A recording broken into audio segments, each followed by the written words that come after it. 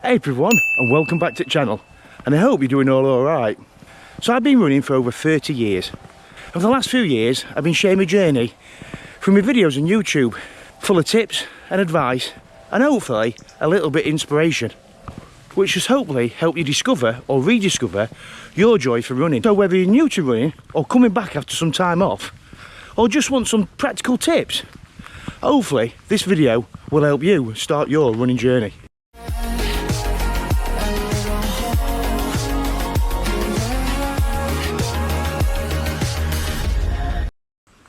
So after recently posting a couple of videos on recent running challenges where I ran 5k every day for 31 days and then did a follow-up video of running 10k every day for 30 days, I was blown away by the amazing response and the incredible comments left by so many of you. What really stood out was the amount of comments about people who just started running or were thinking about doing the challenges, and that is what has inspired this video. So for this video we'll just go through the essentials: the gear you need, the training, tracking your progress, what to eat before a run and after. If you've got any thoughts on what you would say to new runners or people coming back after some time off, please put them in the comments and then everyone can see them. So without any further ado, let's go for a run and let's go through the essentials of what you need to start your running journey.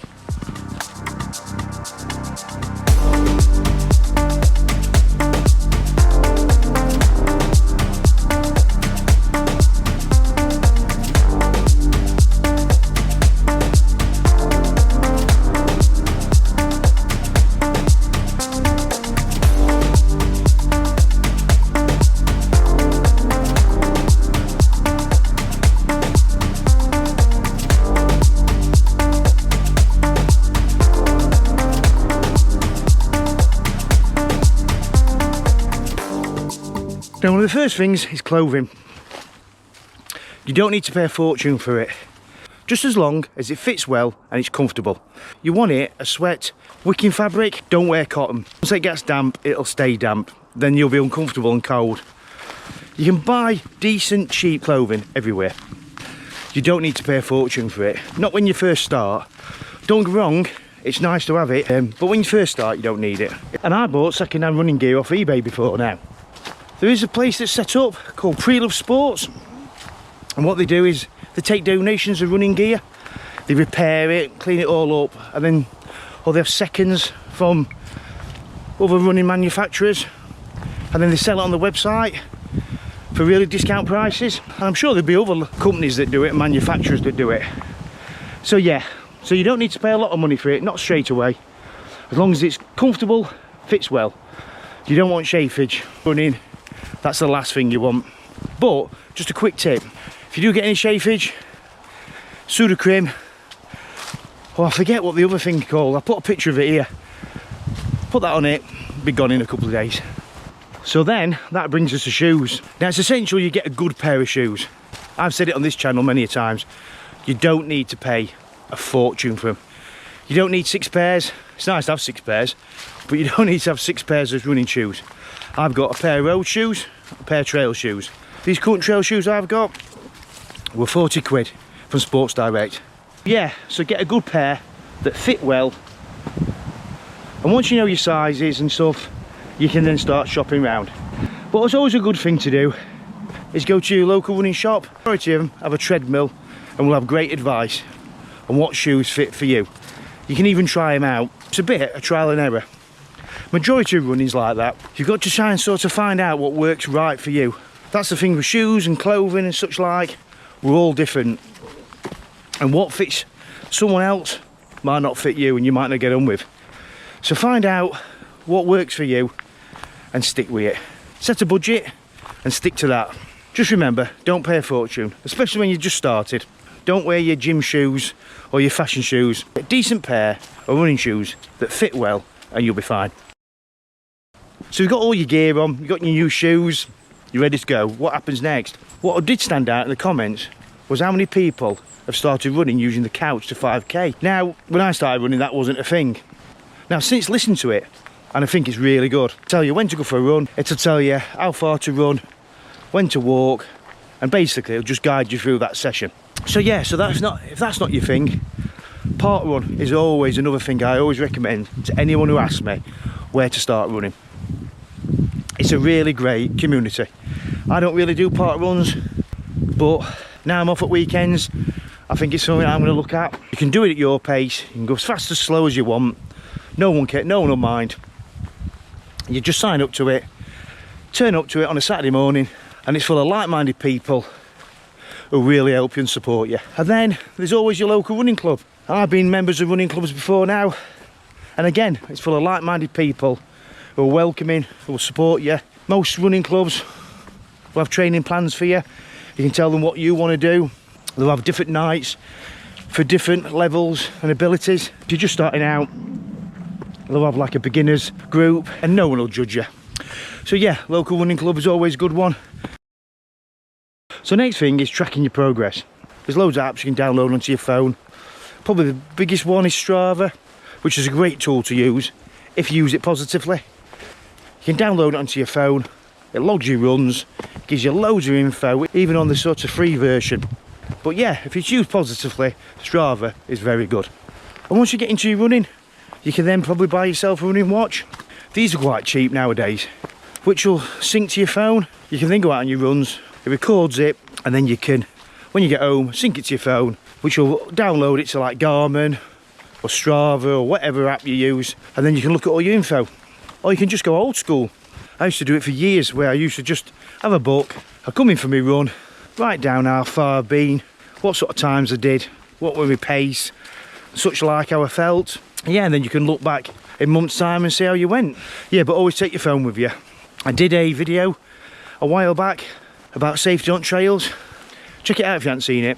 It gives you a few pointers on a few safety things that I think's important. Now, eating before and after a run. Now, I don't believe there's any set rule here. Again, like I say, it's finding that thing that works for you. It's a bit of trial and error. I always eat about 60 to 90 minutes before I run. And I always used to have porridge, and then I went off that. And I always used to have a slice of toast with some peanut butter. But then we got a Ninja toaster, and it does bagels. And it's one thing I've never really had before. So my go-to now is a bagel with some peanut butter. I have like a cup of tea, and that does me. And then when I get home, I tend to have a recovery shake, which I made a short of actually. So I'll put it in now so you can see how to make it. But yeah, I tend to have that within sort of half an hour after my run. But just find out what works for you and stick with it. Now water, I always take water out with me, but I always run with a race vest, so it's not hard. In fact, I did another video on how to carry your hydration and fuel on your long runs. Again, check that out. Gives you all the sort of basic information you might need. You got all your gear, you got your training plan, you got your race booked, and you're ready now. The main thing is, don't worry what other people think. I still, to this day, I still run along the road and I see people looking and I kind of get self-conscious. Don't. Nobody really cares, to be fair. People are that busy in their own lives. They're not bothered what you look like or what you're doing. And anyone who's been a runner will know exactly where you started. Everyone had to start their running journey somewhere. So we've all been where you are. We've all been that new runner who's going out for the first time. I know it's easy for me to say about being self-conscious and not worrying about it, but honestly, trust me, nobody really cares. The next thing is, the golden rule is, don't go too fast, don't go too far, take your time, build up slowly. I'm a great believer in consistency. Take your rest days when you need them, listen to your body as well. If you feel sore, don't run. The last thing you want to be doing is getting injured and not running at all, or hurting yourself and then running through it. You'll just end up hating running. Listen to your body. If you need to rest, rest. Take your time and enjoy it. Remember that feeling when you finish your run, because there's nothing better. When you've ummed and ahed about going for a run and you just can't be bothered, it's raining outside or it's cold. That's probably the hardest thing about running, is actually getting out. Believe me, once you've got out, you've done that run, whether it be 100 yards, 1 mile, 5k, 10k, whatever the distance, whatever you decide to do that day. Once you've finished it and you've logged that run, it's a great feeling. even if it's been a bad run. Because don't get me wrong, not every run is great. Even to this day I come back for some runs and I feel horrendous. But the majority of the time you've enjoyed it and you've achieved something, and then slowly you'll build up and build up, and that 5k that you thought was never doable, you'll smash it. Then you move to 10k, then you move to half marathon and marathons. Those distances you thought you could never achieve, you could never run, you won't believe with consistent running how well you'll do. And that's when your running journey will start, and you'll end up falling in love with running. So I just want to say a big thanks for watching. Please don't forget to like and comment as always. If you're watching this video now and you've got some pointers, if you've got some tips or advice for people starting running or coming back to it, please put them in the comments and we can start a bit of a reference that people can look at and get advice from. And also, if you've started running recently, tell us about your running journey and what you found helpful and any advice you could give. And if you're new to the channel, don't forget Boldman 10 at Harrier Trail Running. If you haven't already, check out the website. It's full of fantastic gear and some great training and trail running advice. And don't forget Boldman 10 at checkout for your 10% discount. If you have stumbled on the channel, please don't forget to check out some of my other videos. And while you're there, don't forget to subscribe. It's free and it helps the channel grow. But until next time, thanks again for watching.